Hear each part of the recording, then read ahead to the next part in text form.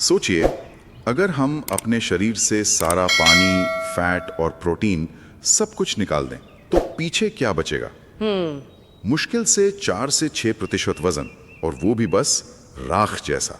सुनने में थोड़ा अजीब लगता है ना? बिल्कुल, पर यही राख यानी मिनरल्स या खनिज हमारे शरीर की पूरी इमारत की नींव हैं।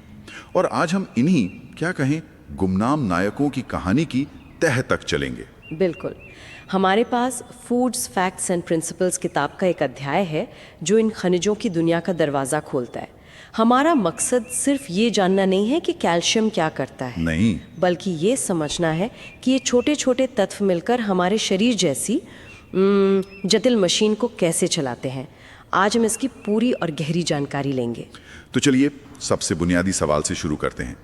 जब स्रोत ये कहता है कि खनिज अकार्बनिक होते हैं, इनऑर्गेनिक, तो इसका मतलब क्या है? ये राख वाली बात थोड़ी और समझाइए। ये बहुत अच्छा सवाल है। इसका सीधा सा मतलब है कि इनमें कार्बन नहीं होता, मतलब ये जीवित पदार्थ नहीं है। ओके। कल्पना कीजिए कि आपने रोटी का एक टुकड़ा लिया और उसे पूरी तरह जला दिया। ठीक है। जलने के बाद जो पाउडर जैसी राख बचती है, बस वही खनिज हैं।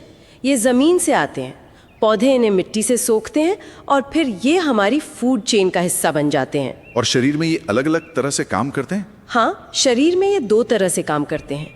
कुछ तो हड्डियों और दांतों जैसे ढांचे बनाते हैं, जैसे कैल्शियम फॉस्फेट, और कुछ आयन के रूप में हमारे खून और कोशिकाओं के तरल में घुल जाते हैं, जैसे सोडियम और पोटेशियम। बिल्कुल, जैसे सोडियम और पोटेशियम। और किताब इन्हें 2 बड़े ग्रुप्स में बांटती है, मैक्रोन्यूट्रिएंट्स और माइक्रोन्यूट्रिएंट्स। ये नाम तो मतलब बहुत सुने हैं, पर असल में इनमें क्या लाइन है जो इन्हें अलग करती है? देखिए, लाइन बस मात्रा की है, सिंपल। मात्रा की? हाँ, मैक्रोन्यूट्रिएंट्स वो हैं जिनकी हमें रोज 100 मिलीग्राम से ज्यादा जरूरत होती है, जैसे कैल्शियम, फास्फोरस, मैग्नीशियम। ये शरीर के बड़े निर्माण कार्यों में लगे हैं। और माइक्रोन्यूट्रिएंट्स? वहीं माइक्रोन्यूट्रिएंट्स, जिन्हें ट्रेस एलिमेंट्स भी कहते हैं, उनकी ज़रूरत बहुत ही कम, अक्सर 20 मिलीग्राम से भी कम होती है, जैसे आयरन, जिंक, आयोडीन। अच्छा। पर यहाँ एक बात ज़रूरी है, मात्रा को महत्व से कंफ्यूज नहीं करना चाहिए। एक चुटकी आयोडीन की कमी भी मतलब शरीर का पूरा सिस्टम हिला सकती है। सही बात है। तो यहाँ से बात और दिलचस्प हो रही है। मैक्रोन्यूट्रिएंट्स में सबसे बड़ा नाम है कैल्शियम का। स्रोत बताता है कि हमारे शरीर का लगभग 99% कैल्शियम हमारी हड्डियों और दांतों में जमा है। हाँ, 99%। ये तो एक तरह से हमारे शरीर का कैल्शियम बैंक हुआ। बिल्कुल सही कहा आपने। ये एक बैंक ही है, लेकिन ऐसा बैंक जिसमें लेन देन कभी नहीं रुकता। हमारी हड्डियां पत्थर की तरह स्थिर नहीं है। मतलब? वो एक जीवित टिश्यू है। किताब के मुताबिक एक वयस्क के शरीर में हर दिन लगभग 700 मिलीग्राम कैल्शियम हड्डियों में जमा होता है और उतना ही निकलता भी है। 700 मिलीग्राम हर दिन? जी हाँ, हर दिन। ये एक लगातार चलने वाली रीमॉडलिंग प्रक्रिया है जो हमारी हड्डियों को मजबूत और लचीला बनाए रखती है। लेकिन शरीर में कैल्शियम का पहुंचना और हड्डियों तक जाना ये इतना सीधा भी नहीं होगा। स्रोत बताता है कि कुछ चीजें इसकी मदद करती हैं और कुछ रुकावट डालती हैं। हाँ, और ये जानना बहुत जरूरी है। जैसे विटामिन डी एक वीआईपी पास की तरह काम करता है। वीआईपी पास? हाँ, जो आंतों से कैल्शियम को सोखने में मदद करता है। दूध में मौजूद लैक्टोज और प्रोटीन भी अच्छे सहायक हैं। लेकिन कुछ सब्जियों में पाया जाने वाला ऑक्सैलिक एसिड और अनाज के चोकर में मौजूद फाइटिक एसिड वो विलन की तरह काम करते हैं। वे कैल्शियम को बांध लेते हैं और शरीर को उसे सोखने नहीं देते। तो इसका मतलब ये हुआ कि सिर्फ कैल्शियम युक्त खाना ही काफी नहीं है, उससे सही चीजों के साथ खाना भी जरूरी है। बिल्कुल। दूध और डेयरी उत्पाद तो इसके सबसे मशहूर स्रोत है, लेकिन अगर कोई इन्हें नहीं लेता तो उनके लिए क्या विकल्प है? उनके लिए भी अच्छे विकल्प हैं। रागी एक बेहतरीन स्रोत है, साथ ही तिल और बादाम जैसे नट्स भी। यहाँ एक चौंकाने वाली बात जो किताब बताती है वो ये है क्या? कि मांस और मछली कैल्शियम के अच्छे स्रोत नहीं है। एक मिनट, ये बात तो बहुतों को चौंका सकती है। आमतौर पर लोग सोचते हैं कि ये मांसाहारी भोजन में हर तरह के पोषक तत्व ज्यादा होते हैं। हाँ, पर कैल्शियम के मामले में ऐसा नहीं है। तो इसका मतलब ये हुआ कि अगर कोई सिर्फ मांस मछली पर निर्भर है और दूध नहीं पीता तो उसे कैल्शियम के लिए अलग से सोचना ही पड़ेगा। बिल्कुल। यही वजह है कि संतुलित आहार इतना महत्वपूर्ण है और कैल्शियम की कमी को हल्के में नहीं लिया जा सकता। हाँ, बच्चों में रिकेट्स। सही, बच्चों में ये रिकेट्स जैसी बीमारी का कारण बनता है जिसमें हड्डियां नर्म और टेढ़ी हो जाती हैं, और वयस्कों में, खासकर महिलाओं में, उम्र के साथ ऑस्टियोपोरोसिस का खतरा बढ़ जाता है, जिसमें हड्डियां खोखली और कमजोर हो जाती हैं और आसानी से टूट सकती हैं। कैल्शियम तो हड्डियों का सुपरस्टार है, लेकिन जैसा कि स्रोत बताता है वो अकेले काम नहीं करता। उसका एक बहुत जरूरी पार्टनर है फॉस्फोरस। हाँ, ये दोनों मिलकर ही हड्डियों को वो मजबूती देते हैं। पर फॉस्फोरस का काम सिर्फ यहीं खत्म नहीं होता। अच्छा? बिल्कुल नहीं, हड्डियों की मजबूती तो उसका एक काम है। फॉस्फोरस की असली और सबसे बड़ी भूमिका पर्दे के पीछे है। वो क्या है? ये हमारे जेनेटिक मटेरियल यानी डीएनए और आरएनए का एक मुख्य हिस्सा है। सोचिए, हमारे जीवन का पूरा ब्लूप्रिंट फॉस्फोरस के बिना बन ही नहीं सकता। वाह! इसके अलावा शरीर में ऊर्जा की करेंसी, जिसे एटीपी कहते हैं, उसका भी ये एक अहम हिस्सा है। हर बार जब हमारी मांसपेशी सिकुड़ती है या दिमाग सोचता है, तो फॉस्फोरस वहां ऊर्जा का लेन देन कर रहा होता है। और अच्छी बात यह है कि इसकी कमी ज्यादा दिखने को नहीं मिलती। सही है? हाँ, क्योंकि यह लगभग हर तरह के खाने में, खासकर प्रोटीन युक्त भोजन जैसे दूध, अंडे, मांस, मछली, दालों में भरपूर मात्रा में पाया जाता है। इसलिए आमतौर पर हमें इसकी चिंता करने की जरूरत नहीं पड़ती। चलिए अब कुछ और मैक्रोन्यूट्रिएंट्स पर आते हैं जिन्हें अक्सर नजरअंदाज कर दिया जाता है। सल्फर। किताब कहती है कि यह प्रोटीन का हिस्सा है।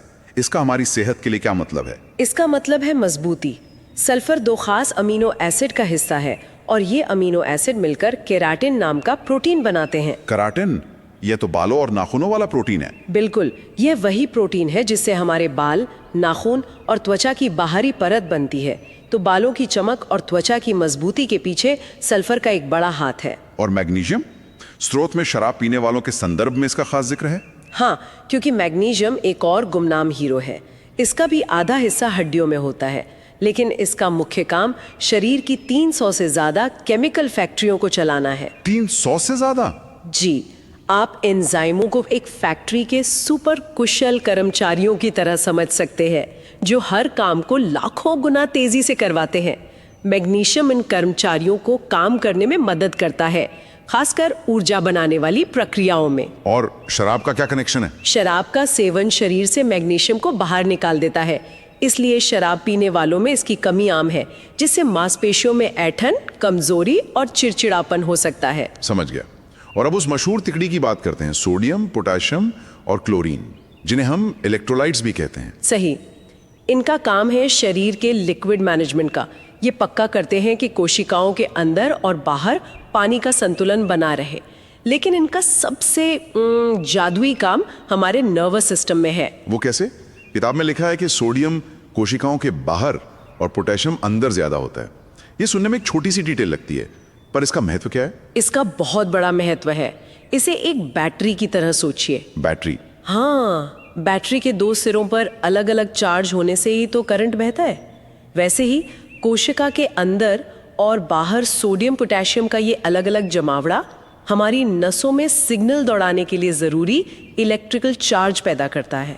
मतलब जब भी हम कुछ सोचते हैं या महसूस करते हैं? बिल्कुल, जब भी आप कुछ सोचते हैं, महसूस करते हैं या हिलते हैं, तो आपकी लाखों कोशिकाएं इसी सोडियम पोटेशियम के संतुलन को बदलकर एक दूसरे को सिग्नल भेज रही होती हैं। वाओ! मतलब हमारे हर एक्शन और रिएक्शन के पीछे इन आयनों का खेल है। ये तो मैक्रोन्यूट्रिएंट्स की कहानी थी। अब उन छोटे पैकेट्स की बात करते हैं जो बड़ा धमाका करते हैं, माइक्रोन्यूट्रिएंट्स। और शुरुआत करते हैं आयरन से। स्रोत में विकासशील देशों की महिलाओं में एनीमिया को लेकर एक बहुत ही चौंकाने वाला आंकड़ा है। हाँ, और ये एक बहुत बड़ी सार्वजनिक स्वास्थ्य त्रासदी है। किताब के अनुसार 15 से 49 साल की उम्र की करीब 25 करोड़ महिलाएं आयरन की कमी से होने वाले एनीमिया से जूझ रही हैं। 25 करोड़? जी। आयरन का मुख्य काम हमारे खून में हीमोग्लोबिन बनाना है। हीमोग्लोबिन को आप शरीर का ऑक्सीजन डिलीवरी ट्रक समझ सकते हैं। अच्छा। ये फेफड़ों से ऑक्सीजन उठाता है और हर एक कोशिका तक पहुंचाता है। इसीलिए इसकी कमी से थकान और सांस फूलने लगती है, क्योंकि शरीर की कोशिकाओं को काम करने के लिए पूरी ऑक्सीजन ही नहीं मिल पाती। बिल्कुल।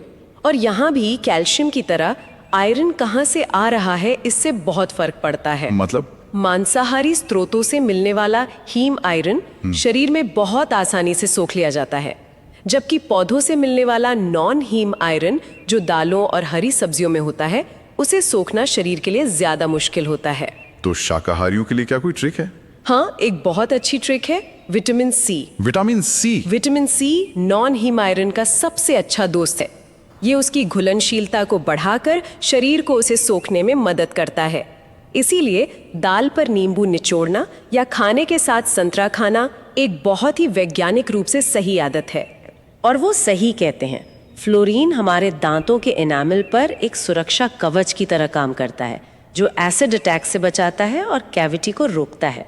लेकिन इसमें भी कोई ट्विस्ट है? हाँ, यहाँ अति सर्वत्र वर्जयेत वाली बात लागू होती है। अगर पीने के पानी में फ्लोरीन की मात्रा जरूरत से ज्यादा हो तो ये दांतों पर सफेद या भूरे धब्बे बना सकता है, जिसे फ्लोरोसिस कहते हैं। ओके, और आयोडीन का सीधा कनेक्शन हमारे गले से है। भारत में तो आयोडीन युक्त नमक का अभियान बहुत बड़े स्तर पर चला था, और वो बहुत जरूरी था। आयोडीन हमारे गले में मौजूद थायराइड ग्रंथि के हार्मोन बनाने के लिए कच्चा माल है। ये हार्मोन शरीर के मेटाबॉलिज्म, मतलब ऊर्जा बनाने और खर्च करने की गति को नियंत्रित करते हैं। और इसकी कमी से घेंगा होता है। सही। जब आयोडीन की कमी होती है तो थायराइड ग्रंथि ज्यादा काम करने के चक्कर में सूज जाती है, जिसे घेंगा या गोइटर कहते हैं। आयोडीन वाला नमक इस समस्या का एक बहुत ही सरल और असरदार समाधान साबित हुआ है। अगला है जिंक। स्रोत कहता है कि ये विकास और घाव भरने के लिए जरूरी है। जिंक शरीर का मास्टर मैकेनिक है। ये 100 से ज्यादा एंजाइमों का हिस्सा है। शरीर में नई कोशिकाएं बनाने, रोग प्रतिरोधक क्षमता को मजबूत रखने, घाव भरने और यहाँ तक कि स्वाद और गंध की इंद्रियों को सही रखने में भी इसकी भूमिका है। इसकी कमी से बच्चों का विकास रुक सकता है। हाँ, बिल्कुल। अब आते हैं कोबाल्ट पर। यह शायद लिस्ट में सबसे अनोखा है। किताब कहती है कि इसका एकमात्र ज्ञात काम विटामिन B12 का हिस्सा बनना है। सही है। लेकिन फिर एक हैरान करने वाली बात लिखी है कि शाकाहारी लोग ऐसा आहार खाकर भी सालों तक स्वस्थ रह सकते हैं जिसमें कोबाल्ट न हो। ये कैसे हो सकता है? ये वाकई में कुदरत का एक चमत्कार है और हमारे शरीर के अंदर की दुनिया की जटिलता को दिखाता है। इसका जवाब कहाँ है? इसका जवाब हमारे पेट में रहने वाले करोड़ों सूक्ष्म जीवों यानी माइक्रो ऑर्गेनिजम्स में छिपा है। हमारे पेट में मौजूद कुछ खास बैक्टीरिया हमारे लिए ये काम करते हैं। क्या करते हैं वो? वे हमारे भोजन से अकार्बनिक कोबाल्ट को उठाते हैं और उसे हमारे शरीर के अंदर ही विटामिन B12 में बदल देते हैं। ये दिखाता है कि हम अकेले नहीं हैं, हम अपने अंदर एक पूरा इकोसिस्टम लेकर चलते हैं। वाह, मतलब हमारे पेट के बैक्टीरिया हमारे लिए विटामिन बना रहे हैं। इनके अलावा क्रोमियम, कॉपर, सेलेनियम जैसे कई और भी माइक्रोन्यूट्रिएंट्स का जिक्र है, जिनके बारे में विज्ञान अभी भी बहुत कुछ सीख रहा है। हाँ, ये सच है। स्रोत ये साफ करता है कि ये सभी तत्व जीवन के लिए जरूरी हैं, लेकिन हमें उनकी ठीक कितनी मात्रा की जरूरत है और वे शरीर में ठीक ठीक क्या करते हैं, इस पर रिसर्च अभी भी जारी है। ये दिखाता है कि पोषण विज्ञान एक लगातार विकसित होने वाला क्षेत्र है। तो इस सारी जानकारी का निचोड़ क्या है? हमने समझा कि खनिज हमारे स्वास्थ्य की वो अदृश्य नींव है जिस पर सब कुछ टिका है। ये सिर्फ हड्डियों का ढांचा नहीं बनाते, बल्कि हमारे नर्वस सिस्टम में बिजली दौड़ाते हैं, खून में ऑक्सीजन पहुंचाते हैं और हर कोशिका को ऊर्जा देते हैं। ये एक अविश्वसनीय रूप से जटिल और एक दूसरे पर निर्भर सिस्टम है। बिल्कुल। खनिजों को समझना सिर्फ बीमारियों से बचना नहीं है, बल्कि उस अद्भुत केमिकल इंजीनियरिंग की सराहना करना है जो हमें हर पल चला रही है। ये स्रोत दिखाता है कि हमारा हर निवाला सीधे तौर पर इन मौलिक प्रक्रियाओं को कैसे प्रभावित करता है।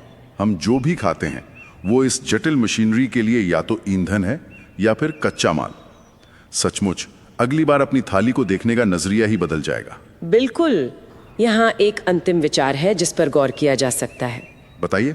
स्रोत में बताया गया है कि अनाज में पाया जाने वाला फाइटिक एसिड कैल्शियम और आयरन जैसे जरूरी खनिजों के अवशोषण में बाधा डाल सकता है।